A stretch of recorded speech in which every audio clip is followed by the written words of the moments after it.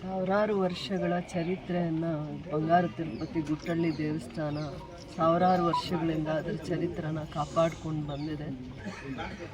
ದೇವಸ್ಥಾನದ್ದು ಮೊದಲು ಹೇಗೆ ಏನು ಮೃಗ ಋಷಿಗಳಿಗೆ ದೇವರ ದರ್ಶನ ಆಗಿದೆ ಅಂತ ಇಲ್ಲಿ ಪವಿತ್ರತೆ ಇದೆ.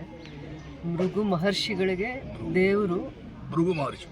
ದೇವರು ಇಲ್ಲಿ ದರ್ಶನ ಕೊಟ್ಟಿದ್ದಾರೆ ಅನ್ನುವಂಥ ಚರಿತ್ರೆ. ಮತ್ತು ತಿರುಪತಿಗೆ ಹೋಗೋಕ್ಕಾಗದೇ ಇರೋವಂಥ ಎಷ್ಟೋ ಜನ ಭಕ್ತಾದಿಗಳು ಈ ದೇವ್ರನ್ನ ಸಂಕಲ್ಪ ಮಾಡಿ ದರ್ಶನ ಮಾಡುವಂಥವ್ರು. ಲಕ್ಷಾಂತರ ಜನ ಪ್ರತಿ ವರ್ಷ ದೇವರ ದರ್ಶನ ಮಾಡಲಿಕ್ಕೆ ಬರ್ತಾರೆ. ಕೆಲವು ದಿನಗಳಿಂದ ನಮ್ಮ ಗಮನಕ್ಕೆ ಬಂದಿದ್ದಂಥದ್ದು, ಯಾರಿಗೆ ಇದು ಬೆಟ್ಟ ಹತ್ತಿ ದೇವ್ರ ದರ್ಶನ ಮಾಡೋಕ್ಕಾಗದೇ ಇರೋವಂಥದಕ್ಕೆ ಇದು ಪ್ರತ್ಯೇಕವಾಗಿ ಸ್ವಲ್ಪ ವಯಸ್ಸಲ್ಲಿ 60 ವಯಸ್ಸಿನ ಮೇಲ್ಪಟ್ಟಂಥವರಿಗೆ ಇದೊಂದು ಪ್ರತ್ಯೇಕವಾಗಿ ದೇವರ ದರ್ಶನ ಮಾಡಲಿಕ್ಕೆ ಒಂದು ರಸ್ತೆಯನ್ನು ಮಾಡಬೇಕು ಅಂತ ಒಂದು ಆಲೋಚನೆನ ಈ ಭಾಗದ ಮುಖಂಡರು ಮತ್ತು ಇಲ್ಲೊಂದು 4-5 ಪಂಚಾಯಿತಿಯವರು ಜವಾಬ್ದಾರಿಯಿಂದ ಹೇಳಿದಾಗ ನಾವು ಇದಕ್ಕೆ ಅನುದಾನ ತರ್ತೀವಿ ಅಂತ ಅವರಿಗೆ ಮಾತು ಕೊಟ್ಟಿದ್ವಿ, ಆಶ್ವಾಸನೆ ಕೊಟ್ಟಿದ್ವಿ. ಸರ್ಕಾರದ ಹಂತದಲ್ಲಿ ಇದನ್ನು ಪ್ರಸ್ತಾವನೆ ಇಟ್ಟಾಗ ನಾವು ಈ ದೇವಸ್ಥಾನಕ್ಕೆ ಇದೊಂದು ರ್ಯಾಂಪ್ ಥರ ಮಾಡಬೇಕಾಗತ್ತೆ. CC ರೋಡು ರ್ಯಾಂಪ್ ಥರ, ಎಲೆಕ್ಟ್ರಿಕ್ ವೆಹಿಕಲ್ಸ್ ಮೂವ್ ಆಗೋ ಥರ ಇದಕ್ಕೆ ರ್ಯಾಂಪ್ ಮಾಡಬೇಕಾಗತ್ತೆ. ಸೊ ಇದನ್ನು 2 ಕೋಟಿ ವೆಚ್ಚದಲ್ಲಿ ರಸ್ತೆನ ಮಾಡ್ತೀವಿ ನಾವು. ಇದು ದೇವಸ್ಥಾನದ ಒಂದು ದೇವಸ್ಥಾನದ ಇನ್ನೊಂದು ಬೆಟ್ಟದ ಮೇಲಕ್ಕೆ ಇದು ರಸ್ತೆಯನ್ನು ಮಾಡ್ತಾರೆ. 1/2 ಕಿಲೋಮೀಟ್ರ್ ಇದು. ಮತ್ತು ಎಷ್ಟು ವೈಡನಿಂಗ್ ಇರುತ್ತೆ, ಮತ್ತು ವಿತ್ ಲೈಟಿಂಗ್ ಅರೇಂಜ್ಮೆಂಟ್ಸ್. ಯಾಕಂದರೆ ರಾತ್ರಿಯಲ್ಲೂ ಕೂಡ ಅವ್ರಿಗೆ ಸೇಫ್ಟಿ ಇರಬೇಕು ಅಂತಂದ್ಬಿಟ್ಟು, ಯಾರು ದೇವ್ರ ದರ್ಶನ ಮಾಡ್ತಾರೆ ಅಂತಂದ್ಬಿಟ್ಟು ಅಂಥವ್ರಿಗೆ ಇದೊಂದು ರಸ್ತೆ ಸಂಪರ್ಕದ ಜೊತೆ ರಾತ್ರಿಯಲ್ಲೂ ಕೂಡ ಬೆಳಕಿಂದ ಈ ಆಲಯ ಸುತ್ತು ಬೆಳಕು, ಮತ್ತು ಅವ್ರಿಗೂ ಯಾರೇ ಬಂದರೂ ಎಷ್ಟೊತ್ತಲ್ಲಿ ಬಂದರೂ ಅದು ಒಂದು ಸೇಫ್ಟಿನೂ ಇರಬೇಕು ಅನ್ನೋವಂಥ ದೂರದೃಷ್ಟಿಯಿಂದ ಇದನ್ನು ಮಾಡಿದ್ದೀವಿ. ದೇವಸ್ಥಾನದ ಏನು ಪವಿತ್ರತೆ ಇತ್ತು ಆ ಕಾಲದಿಂದನೂ ಬೆಟ್ಟದ ಮೇಲೆ ಮರಗಳು, ಈ ಉದ್ಯಾನವನ, ಇದನ್ನು ಇದ್ರದ್ದೇ ಆದದ್ದು ಒಂದು ಕಲೆ ಮತ್ತು ಇದಿದೆ, ಅದನ್ನು ನಾವು ಕಳಿಬಾರ್ದು ಅಂತಂದ್ಬಿಟ್ಟು ಎಷ್ಟು ದಾರಿ ಮಾಡ್ಕೊಳ್ಳೋಕ್ಕಾಗತ್ತೋ ಮಾಡಿಕೊಂಡು ಇದನ್ನು PWD ಮುಖಾಂತರ ಮಾಡೋವಂಥ ಪ್ರಯತ್ನ ಮಾಡ್ತಾ ಇರೋದು. 2 ಬೆಟ್ಟಕ್ಕೂ PWD ಮುಖಾಂತರ ಮಾಡ್ತಾ ಇದ್ವಿ ಲೋಕೋಪಯೋಗಿ ಇಲಾಖೆಯಿಂದ. ಇದೇ ಅಲ್ಲ, KGF ಕ್ಷೇತ್ರಕ್ಕೆ ವಿಶೇಷವಾಗಿ 11 ಕೋಟಿ ಕೆಲಸ ನಡೀತಾ ಇದೆ. 11 ಕೋಟಿ ಕೆಲಸ. ಒಂದು ಕಡೆ ರಾಜಗೋಪುರ, ಇನ್ನೊಂದು ಕಡೆ 4 ಕೋಟಿ, 5 ಕೋಟಿಯಲ್ಲಿ ರಾಜಗೋಪುರ, 4 ಕೋಟಿಯಲ್ಲಿ ಚೌಲ್ಟ್ರಿ.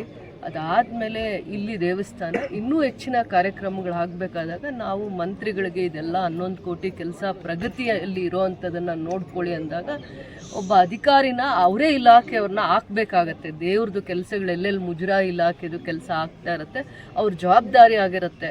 ಅದು ಕಾಲ ಮಿತಿಯಲ್ಲಿ ಕೆಲಸ ತಗೊಳ್ಳೋ ಅಂಥದ್ದು. ಮತ್ತು ಬೇರೆ ಇನ್ನೇನು ಬೇರೆ ಅದರ ಹಿಂದೆ ಬೇರೆ ಉದ್ದೇಶ ಇರಲ್ಲ. ಸರ್ಕಾರದಲ್ಲಿ ಅನುದಾನ ನಾವು ತರೋಕ್ಕಾಗದೇ ಇದ್ದಾಗ, ಮುಜರಾಯಿ ಇಲಾಖೆ ಅನುದಾನ ತಗೊಳ್ಳದೇ ಇದ್ದಾಗ, ವಿಶೇಷವಾಗಿರುವಂಥ ಅನುದಾನನ ನಾವು ಮುಖ್ಯಮಂತ್ರಿಗಳು ನಮಗೆ ಡೆವಲಪ್ಮೆಂಟ್ಗೆ ಅಂತ ಕೊಟ್ಟಿರುವಂಥ ಅನುದಾನನ ಕ್ಷೇತ್ರ ಅಭಿವೃದ್ಧಿ ಜೊತೆಯಲ್ಲಿ ದೇವಸ್ಥಾನಗಳ ಅಭಿವೃದ್ಧಿ ಆಗಬೇಕು ಅನ್ನುವಂಥ ಸಂಕಲ್ಪ ಮಾಡಿದಾಗ ಆ ಇಲಾಖೆಗೆ ಸಂಬಂಧಪಟ್ಟಿರುವಂಥ ಕೆಲಸ ಅವರೇ ನೋಡ್ಕೊಬೇಕಾಗತ್ತೆ. ಅದು ಅವ್ರ ಜವಾಬ್ದಾರಿ ಆಗಿರುತ್ತೆ, ಆ ಇಲಾಖೆದು ಸಂಪೂರ್ಣ ಜವಾಬ್ದಾರಿ ಆಗಿರುತ್ತೆ. ಮತ್ತು ನಾನು ಮತ್ತೆ ಮಂತ್ರಿಗಳಿಗೆ ಈ ಜಾಗಕ್ಕೆ ಬರಬೇಕು, ಈ ಥರ ಒಂದು ದೇವಸ್ಥಾನದ ಕೆಲಸ ಈ ಥರದ್ದೆಲ್ಲ ಕಾರ್ಯಕ್ರಮಗಳಿದ್ದಾವೆ, ಅವ್ರದ್ದು ಆಲೋಚನೆ ಇದ್ದಾವೆ, ನೀವು ದೇವ್ರ ದರ್ಶನ ಮಾಡೋಕ್ಕೆ ಇಲ್ಲಿ ಬರಬೇಕು ಅಂತಂದಾಗ ಅವ್ರ ಮನಸ್ಸಿಗೆ ನೋವಾಗಿದ್ದಂದರೆ ಅವ್ರು ಯಾರೋ ಒಂದು ಅಧಿಕಾರಿ ಆಗಿದಾಗ ಇಲ್ಲಿ ಕಮಿಟಿಯವರು ಹೋಗಿ ಕೋರ್ಟ್ಗೆ ಹೋಗಿ ಸ್ಟೇ ತಂದಿರ್ತಾರಂತೆ. ಅದ್ರ ವಿಚಾರ ನನಗೆ ಅಷ್ಟಾಗಿ ಮಾಹಿತಿ ಇಲ್ಲ, ಏನು ಸಮಸ್ಯೆ ಇತ್ತು ಏನು ಅಂತಂದ್ಬಿಟ್ಟು. ಆದರೆ ದೇವ್ರ ಕೆಲಸ ಪವಿತ್ರವಾಗಿ ಕೆಲಸ ಮಾಡಬೇಕಾಗತ್ತೆ. ನಾವೆಷ್ಟು ಶ್ರದ್ಧೆಯಿಂದ ಏನಾದರೂ ಆ ಥರದ್ದು ತೊಂದರೆಗಳಿದ್ದಾಗ DC ಹಂತದಲ್ಲೋ ನಮ್ಮ ಹಂತದಲ್ಲೋ ಇನ್ನೊಂದು ಹಂತದಲ್ಲೋ ಮಾತಾಡ್ಕೋಬೇಕಾಗತ್ತೆ. ನಾವು ಮಂತ್ರಿಗಳ ಆದೇಶವನ್ನು ಉಲ್ಲಂಘನೆ ಮಾಡುವಂಥ ದೊಡ್ಡ ವ್ಯಕ್ತಿ ನಾವು ಆಗೋಕ್ಕಾಗಲ್ಲ. ಒಂದೇ ಉದ್ದೇಶ ಇದ್ದಿದ್ದು, ಮಂತ್ರಿಗಳು ತುಂಬ ಗೌರವಸ್ಥರು, ಈ ಭಾಗದಲ್ಲಿ ಭಾಳ ವರ್ಷಗಳಿಂದ ನಮ್ಮ ಕಡೆ ಉಸ್ತುವಾರಿ ತೊಗೊಂಡು ಜವಾಬ್ದಾರಿಯಲ್ಲಿ ಇದ್ದಾರೆ. ಅವರಿಗೆ ಒಂದು ಕಳಕಳಿ ಇದೆ. ಇಷ್ಟೆಲ್ಲ ಅನುದಾನ ಅವ್ರು ಕೊಡೋಕ್ಕಾಗದೇ ಇದ್ದಾಗೂ ನಾನು ಸರ್ಕಾರದಲ್ಲಿ 11 ಕೋಟಿವರೆಗೂ ಕೆಲಸ ಮಾಡ್ತಾಯಿದ್ದೀನಿ, ಯಾರೋ ಒಬ್ಬ ಒಳ್ಳೆ ಅಧಿಕಾರಿ, ದಕ್ಷವಾಗಿರೋವಂಥ ಅಧಿಕಾರಿ ಕೆಲಸ ಮಾಡಲಿ ಅಂತ. ಯಾವಾಗ ಏನಾಗುತ್ತೆ, ಅವ್ರದ್ದು ಯಾವುದೇ ಒಂದು ಆದೇಶನ ನಾವು ಉಲ್ಲಂಘನೆ ಮಾಡಿದಾಗ ಅಥವಾ ಸರಿ ತಪ್ಪು ಅನ್ನುವಂಥದ್ದನ್ನು ಅರ್ಥ ಮಾಡ್ಕೊಳ್ದೆ ನಾವು ಬೇರೆ ಆಲೋಚನೆಗಳು ಮಾಡಿದಾಗ ಅವ್ರ ಮನಸ್ಸಿಗೆ ಕಷ್ಟ ಆಗುತ್ತೆ. ನಾನು ಕರ್ಕೊಂಡು ಬರೋಕ್ಕೆ ಇವತ್ತುವರೆಗೂ ಆಗದೆ ಇರೋದು ಇದೇ ಕಾರಣ.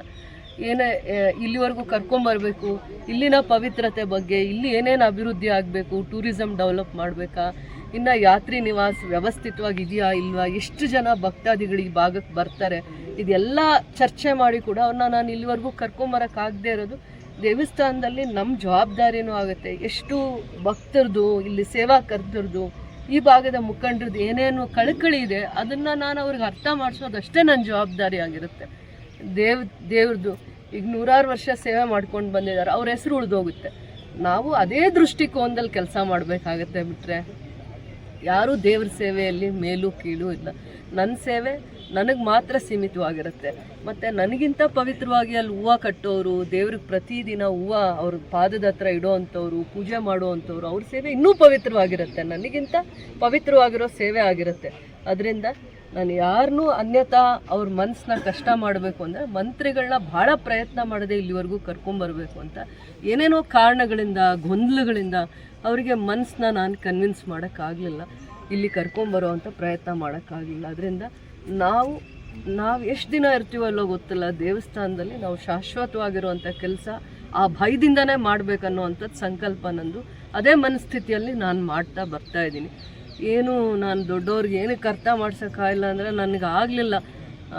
ಎಷ್ಟು ನನಗೆ ಕಾಲಾವಕಾಶ ಇದೆ ಅದರಲ್ಲಿ ನನ್ನ ಪ್ರಯತ್ನದಲ್ಲಿ ನಾನು ಒಂದು ಹೆಜ್ಜೆನ ಇಟ್ಟು ದೇವ್ರ ಕೆಲಸ ಮಾಡ್ತಾಯಿದ್ದೀವಿ. ಇನ್ನೇನು ಕೆಲಸ ಇದೆ, ಈ ಭಾಗದೆಲ್ಲ ಮುಖಂಡರು ಯಾರು 3-4 ಪಂಚಾಯತಿಯವ್ರು ಭಾಳ ವರ್ಷಗಳಿಂದ ಸೇವೆ ಮಾಡಿಕೊಂಡು ಅನುಭವದಲ್ಲಿದ್ದಾರೆ, ಅವ್ರು ಹೇಳುವಂಥ ಕೆಲಸನ ನಾವು ಶುದ್ಧವಾಗಿ ಮಾಡ್ತಾ ಹೋಗ್ತೀವಿ.